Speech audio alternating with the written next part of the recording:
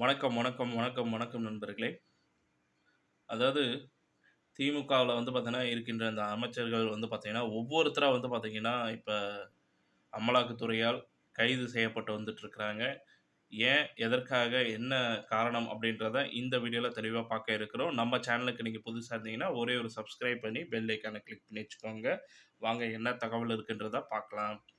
அதாவது செந்தில் பாலாஜிக்கு பார்த்தீங்கன்னா, எந்த அளவுக்கு பார்த்தீங்கன்னா, இப்ப சர்ச்சையானது தமிழ்நாட்டுல உருவாச்சோ, அதே போன்று தான் பார்த்தீங்கன்னா, பொன்முடி அவர்கள் மீதும் பார்த்தீங்கன்னா, மிகப்பெரிய சர்ச்சை உருவாகியிருக்கு. சர்ச்சைன்றத தாண்டி பார்த்தீங்கன்னா, உண்மை நிலவரம் போயிட்டுருக்கு. என்ன நிலவரம் அப்படின்னு பார்க்கும்பொழுது, செந்தில் பாலாஜி வீட்டில, அப்புறம் அவருக்கு சொந்தமான இடங்கள்ல எந்த அளவுக்கு ரெய்டு நடத்தப்பட்டுச்சோ, எந்த அளவுக்கு ஆவணங்கள், ஊழல் பட்டியல்கள் எவ்வளோ ஊழல் செஞ்சாரு, கணக்கு வழக்கெல்லாம் தெரிய வந்துச்சோ, அதே போன்று தான் பார்த்தீங்கன்னா, பொன்முடி அவர்களுடைய வீட்டிலும், அவருடைய ஆஃபீஸ் மற்றும் நிறுவனங்கள் எல்லா இடங்கள்லயும் அமலாக்கத்துறையினர் சோதனை நடத்துனாங்க. ஸோ, அந்த சோதனையில கிட்டத்தட்ட ஒரு 13 மணி நேரம் ரெய்டு நடத்தப்பட்டுச்சு. பல்லாயிரம் கோடிகளை பார்த்தீங்கன்னா, சுருட்டி இருக்கிறதா தகவலானது வெளியாகியிருக்குது.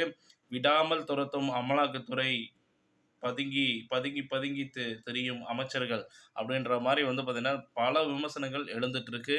அது மட்டும் இல்லாம 13 மணி நேரம் ரெய்டு, 13 மணி நேரம் விசாரணை பார்த்தீங்கன்னா, இதற்கு இடையில பார்த்தீங்கன்னா, கிட்டத்தட்ட அந்த ஒரு 3 பெட்டகங்கள்ல பார்த்தீங்கன்னா, எடுக்கப்பட்ட ஒரு சில பல ஆவணங்கள், அது எல்லாமே பார்த்தீங்கன்னா, அமலாக்கத்துறையினர் கைப்பற்றியிருக்காங்க. அதில கிட்டத்தட்ட பார்த்தீங்கன்னா,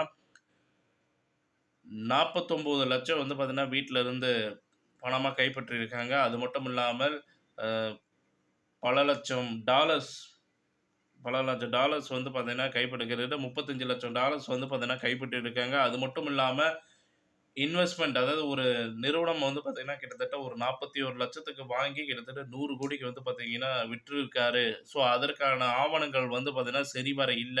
அதே இடத்துல அமலாக்கத்துறையினர் கண் முன்னாடியே பார்த்தீங்கன்னா, எல்லா ஆவணங்களையும் திருத்த முயற்சி செஞ்சிருக்கிறாரு. ஸோ, இது பார்த்தீங்கன்னா, சட்டவிரோத குற்றமா பார்க்கப்படுகிறது. அது மட்டும் இல்லாம, இப்பொழுது பார்த்தீங்கன்னா, பொன்முடி அவர்கள் பார்த்தீங்கன்னா, அவரு இவ்வளோ ஊழல் செஞ்சிருக்கிறாரு அப்படின்ற ஒரு கணக்கு வழக்கு பட்டியல் பார்த்தீங்கன்னா, கைப்பற்றப்பட்டிருக்கு. அது மட்டும் இல்லாம, விசாரணையில் பல கேள்விகளுக்கு பார்த்தீங்கன்னா, பதில் சொல்ல முடியாமல் திணறி இருக்கிறாரு அப்படின்ற மாரி ஒரு தகவலானது வெளியாயிருக்கு.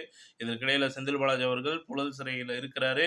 ஸோ, அவருக்கு அடுத்தபடியா பார்த்தீங்கன்னா, புழல் சிறைக்கு மாற்றப்படும் ஒரு கட்சி தலைவர் யாருன்னு பார்த்தீங்கன்னா, ஒரு அமைச்சர் பொன்முடி அவர்கள் தான் அப்படின்றாங்க. அதற்கு அடுத்தபடியா பார்த்தீங்கன்னா, அடுத்தடுத்து யார் யார் வீட்டுக்கு கேகேஎஸ் அவர்களுடைய வீட்டிற்கும், அ ஏவா வேலு அவர்களுடைய வீட்டிற்கும், கே.என். நேரு அவர்களுடைய வீட்டிற்கும் பார்த்தீங்கன்னா, அடுத்தடுத்து ரெய்டு நடத்தப்படும் அப்படின்ற மாரி ஒரு கணிப்பு அரசியல் வட்டாரங்கள் சொல்லிட்டு இருக்கிறாங்க. ஸோ, அடுத்தபடி யார் யார் இந்த சர்ச்சைக்குள்ள வரப்போறாங்க. அடுத்தது ஏவா வேலுவா, இல்ல கே.என். நேருவா அவர்களா யார் என்று பார்க்கலாம்.